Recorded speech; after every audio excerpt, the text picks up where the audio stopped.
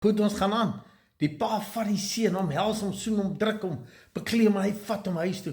Hy sê vir sy diensknegte, berei hierdie feesmaal, nou hou ons party, ons gaan celebrate, soos dit elke dag maar in hierdie huis behoort te gaan.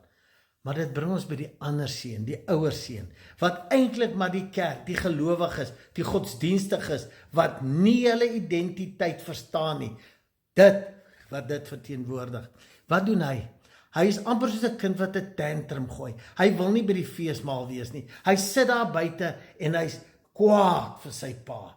Want weet jy hoekom? Ek het elke dag jou gedien, reëls nagekom, wette nagekom, en ek het jou gedien, en nooit het jy vir my 'n feesmaal gegee nie. En hy, hierdie washout, wat alles geuitmors het, word soos 'n koning behandel, en jy aanvaar hom net so terug, sonder voorwaarde, sonder iets wat verander. Hy stap net in, asof niks gebeur het nie.